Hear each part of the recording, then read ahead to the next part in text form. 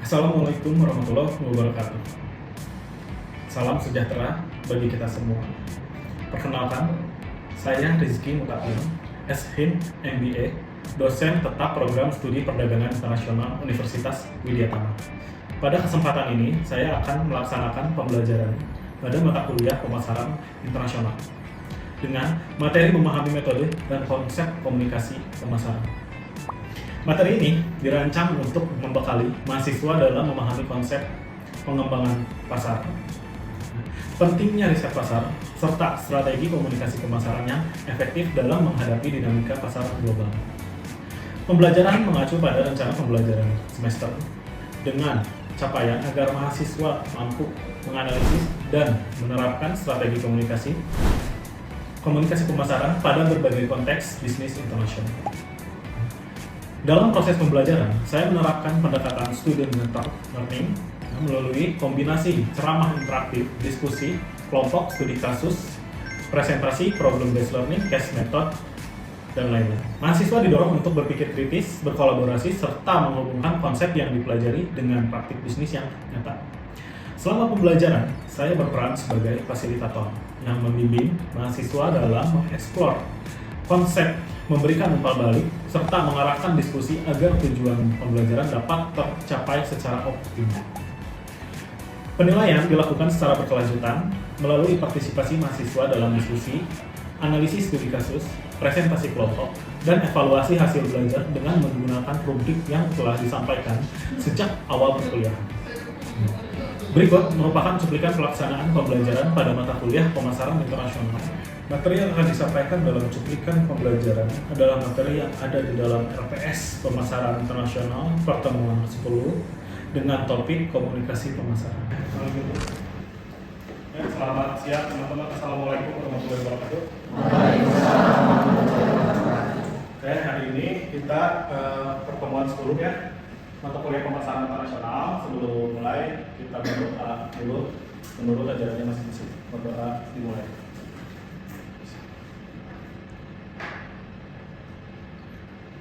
Berdoa selesai.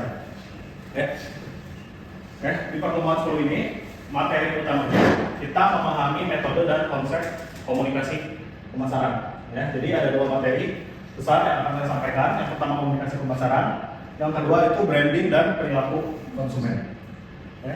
Nah, di pertemuan ini kita mau mengejar capaian pembelajaran mata kuliah 3 ya. Jadi di pertemuan sebelumnya CPNK 1 dan 2 sudah kita pahami. Sekarang kita memahami CPNK 3 ya, di mana isinya ada 4: menjelaskan dan memahami strategi komunikasi pemasaran, ya, merancang dan membangun strategi komunikasi pemasaran, kemudian branding dan keterkaitan branding dengan perilaku konsumen. Oke. Nah, sebelum saya jelaskan lebih lagi, kita lihat definisinya dulu ya. Dari berbagai referensi, definisi komunikasi pemasaran itu adalah proses penyampaian pesan dari perusahaan atau produsen ya, kepada konsumen untuk menginformasikan. Nah, tujuannya salah satunya untuk meningkatkan awareness atau kesadaran terhadap produk atau merek, ya, membentuk persepsi, mendorong minat, dan membangun hubungan loyalitas konsumen. Ini beberapa contoh. Contohnya yang paling banyak ditemukan bentuknya pasti seperti ini. Jadi kalau teman-teman lihat, paling umum brand-brand yang bagus ya secara komunikasinya, nah brand-brand yang saya kasih contoh di sini. Tapi tidak menutup hanya bentuk seperti ini aja. Ya. Komunikasi pemasaran itu bentuknya luas. Kalau kita lagi jalan-jalan, terus kita lihat billboard, itu juga salah satu bentuk komunikasi pemasaran. Kalau zaman dulu mungkin zaman saya, waktu saya masih baca koran ya. Ada di koran itu iklan seperti ini, itu juga untuk komunikasi pemasaran. Ada yang lebih modern lagi, ya, bukan billboard, tapi bisa dibilang mobile billboard atau billboard berjalan, bentuknya seperti ini. Ada di bis, mungkin teman-teman lihat di mobil-mobil lainnya, nggak cuma bis, mobil taksi online mungkin, atau malah saya pernah lihat di motor ya, di motor ada iklan berupa billboard berjalan. Ya. Nah, bentuk yang paling sederhana bisa seperti ini ya. Ini mungkin kita sehari-hari bisa dapat pesan kalau zaman dulu sebutnya SMS ya. contohnya seperti itu.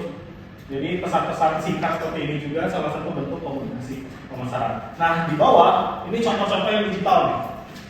Ya. Kita lihat di TV, di YouTube misalnya, lagi nonton sesuatu terus kita lihat YouTube muncul iklan, terus di sosial media yang paling umum mungkin sekarang itu TikTok ya. Nah, seperti ini, dan kalau teman-teman suka buka email itu pasti banyak promosi. Contohnya dari produk Tokopedia ini.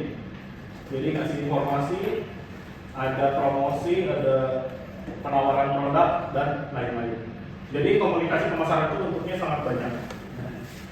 Bisa berupa billboard konvensional sampai media digital seperti ini. Oke.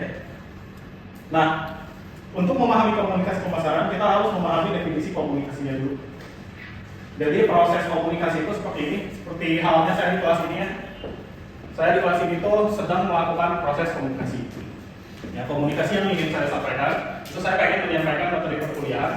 Tujuannya apa? Untuk mengejar CPMK tadi, capaian pembelajaran mata kuliah. Jadi pesan yang saya handphone harus diterima sama dengan apa yang teman-teman tangkap dari pesan saya. Misalkan saya menyampaikan pesan 1, 2, 3 yang harus ditangkapnya 1, 2, 3 juga. Itu contoh pesan yang baik. Tapi kalau misalkan pesan saya 1, 2, 3, teman-teman menangkapnya berbeda, berarti pesannya tidak tersampaikan dengan baik. Ya. Nah, yang saya ingin sampaikan di komunikasi kelas ini, di dalam kelas ini, saya pengen menyampaikan sesuatu, pesan saya untuk tujuan mengejar CPMK tadi, gitu ya. Berarti kalau teman-teman paham dengan capaian pembelajaran mata kuliahnya, komunikasi saya dianggap tersampaikan dengan baik. Oke? Sampai sini sebelum saya lanjut, ada yang mau ditanyakan? Silakan. Oke, siapa namanya? Sebelumnya perkenalkan nama saya Fahri. Izin bertanya Pak, silakan Bapak, mana yang lebih penting, pesan komunikasi yang bagus atau pesan yang disampaikan dengan baik? Oke, bagus pertanyaannya ya. Jadi ini pertanyaan yang sering kali ditanyakan sama praktisi-praktisi yang mengerjakan pemasaran. Ya. Mana yang lebih baik? Pesan yang bagus. Nah, bagus di sini dimensinya banyak. Bisa bagus secara estetika, secara seni, ya. Bisa bagus secara teknis dan lain-lain. Atau pesan yang efektif gitu ya, yang penting pesannya nyampe. Nah, di sini pembahasan utama kita tuh komunikasi pemasaran, bukan hanya komunikasi. Kalau kita bicara ilmu komunikasi, tergantung tujuannya. Ada yang memang lebih baik pesannya bagus, ada yang lebih baik pesannya estetik, teknisnya bagus. Nah, kalau di komunikasi pemasaran yang paling penting itu bukan pesan yang bagus, tapi pesan yang efektif. Kalau teman-teman pernah dapat iklan, zaman sekarang itu lagi umum pinjaman online ya. Pinjaman online, mau nonton YouTube, mau di SMS dan lain-lain, banyak banget. Nah, kalau menurut teman-teman itu iklan yang jelek, tidak, itu iklan yang sangat bagus karena pesannya tersampaikan dengan baik. Kalau menurut teman-teman itu iklannya kurang bagus, berarti teman-teman bukan target pasarnya, gitu ya. Karena menurut target pasarnya, iklan tersebut itu disampaikan dengan baik, makanya mereka tertarik dengan produknya dan konsumennya sangat banyak. Gitu. Oke, kalau begitu saya lanjut ya ke sini. Nah, di sini saya mau menjelaskan definisi pemasaran. Tadi definisi komunikasi itu yang paling penting pesan itu efektif. Nah, apa itu pemasaran? Pemasaran itu prosesnya seperti ini ya. Jadi bisa kita lihat ya di grafik ini. Pemasaran itu anggap aja corong yang ada di sini. Ya. Nah, di dalam corong ini ada target calon konsumen. Ya. Calon konsumen ini kita saring untuk mendapatkan konsumen. Oke.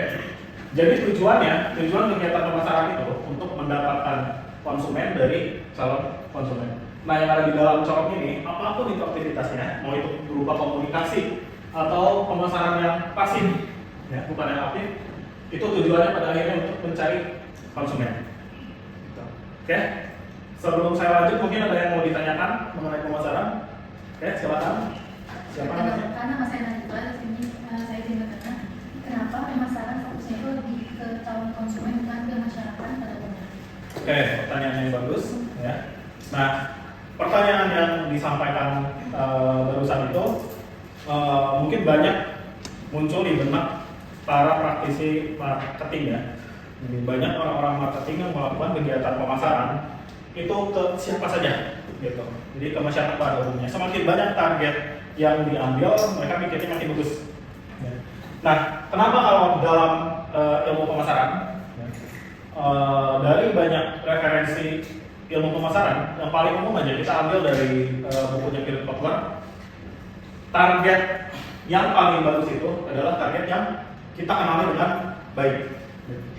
Jadi kalau kita pilih nih, misalkan kita milih satu kelompok calon konsumen, kita kelompokkan, kita buat segmentasinya, kita buat targetingnya, kita buat positioningnya, itu dari satu calon kelompok konsumen. Nah dari situ kita bisa kenal calon konsumen lebih baik. Kalau kita lebih kenal, kita bakalan tahu gimana caranya kita menyampaikan komunikasi yang lebih baik, gimana caranya kita bisa menyampaikan pesan yang lebih bisa diterima. Ya.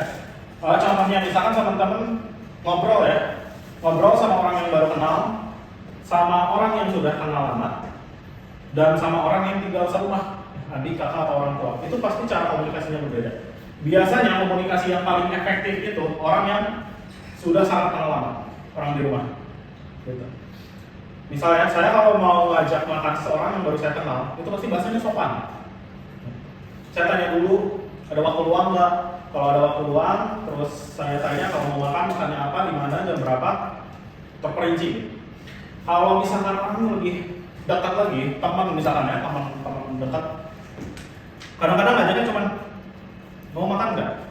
Kalau mau berangkat, kalau nggak ya udah, gitu ya. Tapi lebih efektif lagi tanpa harus ngomong. Kadang-kadang kalau kita ke orang rumah, gitu ya, ke adik, kakak, itu kalau ajak makan tuh nggak ngomong sama sekali. Ada yang bro. Jadi komunikasi itu sebenarnya kalau lebih efektif itu lebih baik ya. Yang penting pesannya tersampaikan. Nah di sini kenapa kita lebih baik pilih calon konsumen yang sudah dipilih gitu ya, tertentu gitu, bukan syarat pada umumnya. Tujuannya biar kita kenal. Kalau kita kenal, kita tahu gimana caranya kita nyampein dan lewat media apa kita nyampein. Nah itu berhubungan dengan slide selanjutnya, silakan. Di sini ya, ada yang namanya metode komunikasi pemasaran. Jadi metodenya banyak. Setiap metode itu punya nilai positif dan negatifnya masing-masing. Ya, kalau teman-teman lihat di sini, mungkin istilah-istilah yang ada di sini tuh sudah sangat umum didengar ya. Advertising aja, periklanan. Kalau saya nanya orang yang bukan di bidang ilmu ekonomi, saya tanya apa itu advertising, kurang lebih pasti tahu. Ya. Kira-kira teman-teman tahu nggak apa itu advertising? Nah, mungkin yang belum kita ketahui, untuk apa sih advertising? Ya. Advertising itu metode komunikasi yang disampaikan untuk menyampaikan pesan apa dan disampaikannya lebih baik ke siapa. Ya, begitupun metode-metode komunikasi pemasaran lain. Ya, seperti sales promotion, personal selling, PR, public relation, direct marketing, digital marketing, dan social media marketing. Jadi metodenya banyak. Ya. Kita bisa pilih salah satu yang paling efektif karena kata kuncinya tadi ya, efektivitas dalam komunikasi. Jadi nggak ada yang lebih baik satu dari lainnya gitu ya. Jadi kita nggak bisa bilang advertising itu selalu lebih baik daripada sales promotion. Begitu pun sebaliknya. Oke, nah metode komunikasi pemasaran tadi ya, memiliki tujuan tersendiri. Tadi di awal kita sudah lihat ya, secara definisi dan tujuannya seperti apa. Nah tujuan yang paling utama itu branding ya. Jadi branding itu titik akhir output atau outcome ya dari komunikasi pemasaran. Bukan hanya komunikasi pemasaran ya, personal communication juga pada akhirnya titik outputnya itu branding. Makanya ada istilah personal branding, gitu ya. Jadi branding itu terdiri dari 3 komponennya. Yang pertama identitas, yang kedua persona, yang ketiga baru branding.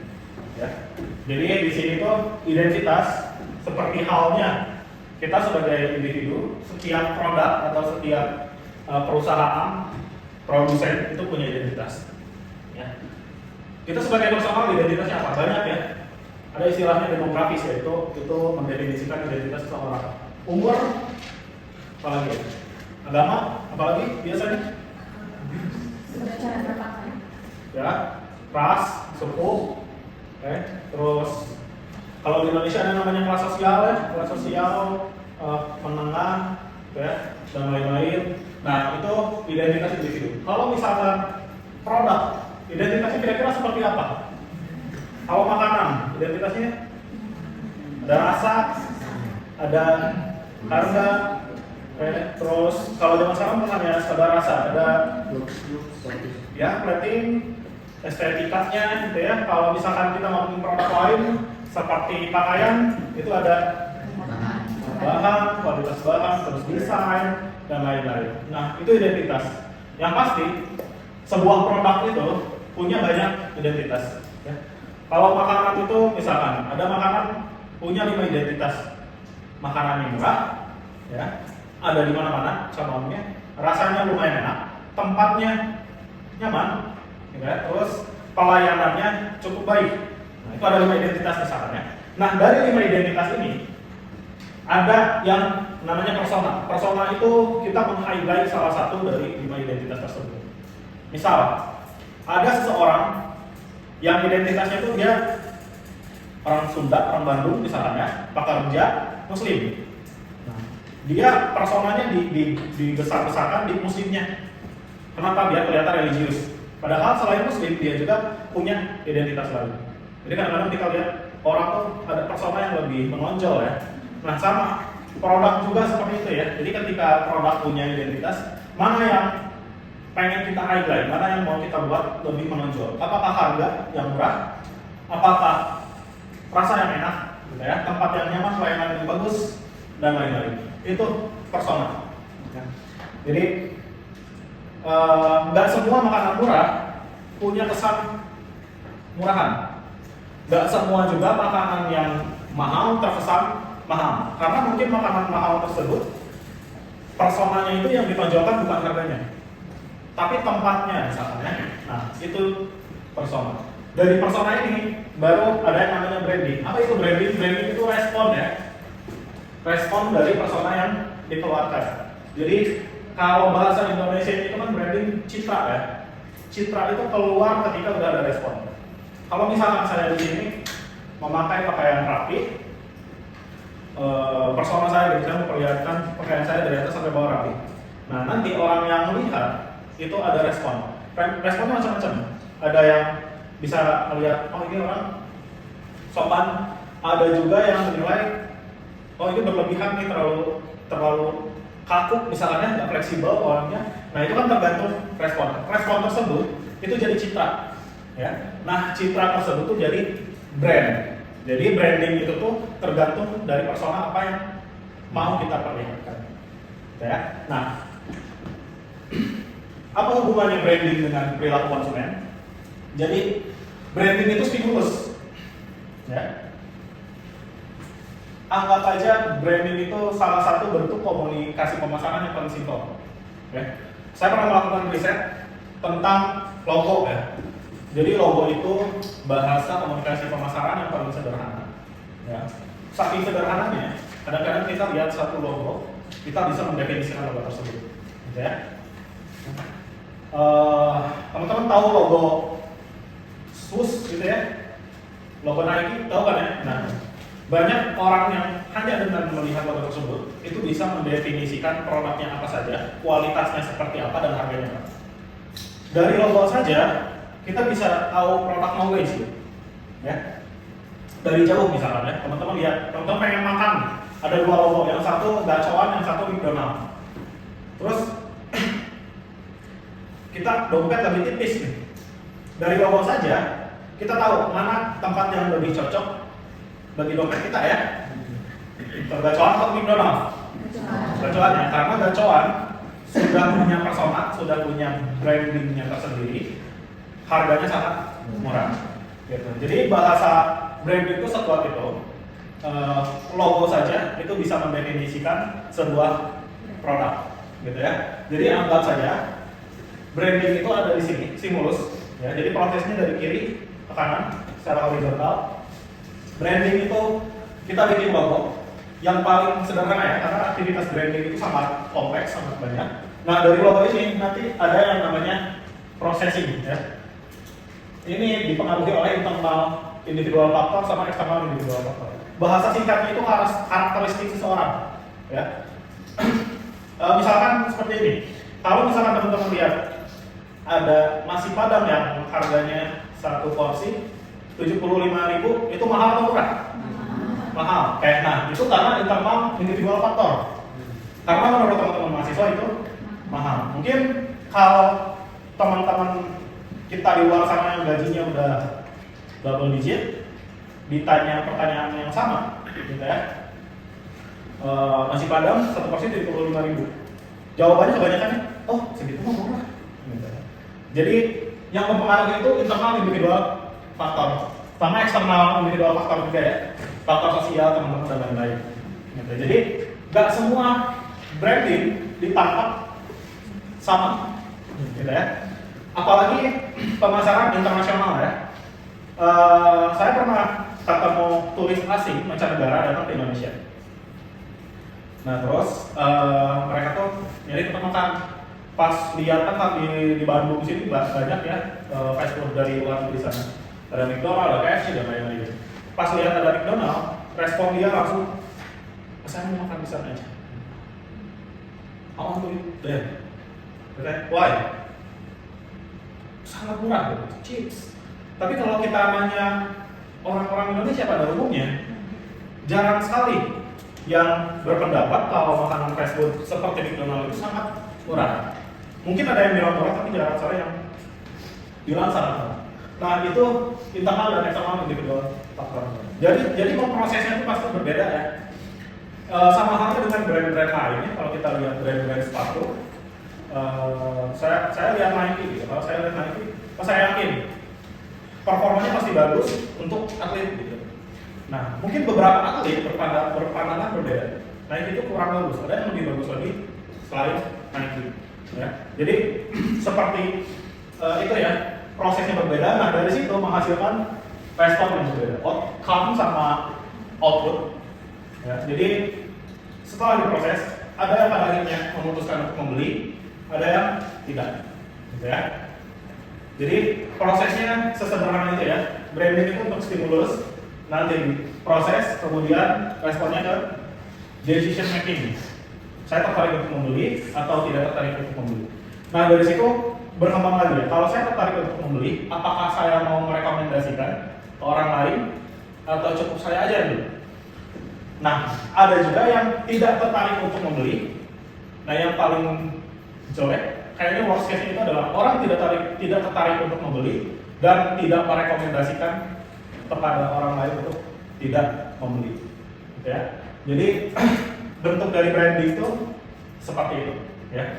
Nah di materi hari ini, ya, komunikasi pemasaran yang kita highlight adalah yang paling penting itu efektivitas ya, dalam komunikasi. Nah yang kedua, pemasaran itu sangat erat berkaitan dengan citra, ya, dengan image. Nah branding ini adalah salah satu bahasa paling sederhana, bahasa simplifikasi ya, bahasa yang paling gampang. Bisa disebut non-verbal communication ya, untuk mengkomunikasikan sesuatu. Bisa baik, bisa buruk, tergantung dari persona yang dibuat. Dengan catatan, kan tadi berangkatnya dari identitas ya. Jangan sampai persona itu tidak ada identitasnya. Ya, jadi di sini misalkan teman-teman secara personal mengaku mengerti tentang sesuatu, padahal aslinya tidak. Kalau sudah benar-benar dikenali, itu pasti orang kecewa. Sama persis dengan produk. Ketika ada produk yang mengklaim kalau produknya itu rasanya enak atau berkualitas, atau misalkan kalau misalkan kita beli baju, banyak banget yang saya proklaim kalau bahannya itu awet bertahun-tahun, pada kenyataannya tidak awet, itu pasti responnya itu benar-benar negatif. Ya. Jadi kalau misalkan tidak punya identitasnya, jangan dibikin personanya. Kalau kita mau bikin persona harus ada identitasnya dulu. Ya. Ini yang terjadi ketika waktu itu ada kegiatan PKM pengabdian kepada masyarakat yang saya lakukan. Sentra sepatu kulit di Cibaruit ya di Bandung. Sekarang trennya udah sangat menurun dibanding beberapa tahun lalu, dibanding generasi lama itu sangat mengenal apa itu Cibaruit ya. Nah sekarang generasi muda, teman-teman di sini mungkin tidak umum ya. Ada yang suka nggak beli sepatu di Cibaruit? Nggak suka. Kayak nah, karena memang citra yang ada ya, persona yang ada kan Cibaruit itu personanya adalah sepatu lokal berkualitas. Ya, sepatu lokal berkualitas. Harga itu mirip-mirip dengan sepatu merek luar. Nah kenyataannya kualitasnya tidak begitu bagus. Ya, makanya responnya dari generasi ke generasi sekarang itu sangat buruk. Yang awalnya niat membangun brand, nah sekarang saya yakin tidak ada satupun di sini yang tahunya pasti kan Cibaruitnya aja. Tapi tidak tahu ada merek apa di Cibaruit. Ya. Saya juga waktu itu udah PKN, sekarang lupa lagi gitu. Lupa lagi mereknya apa, karena namanya juga aneh-aneh dan malah kadang-kadang namanya tidak merepresentasikan brand Indonesia.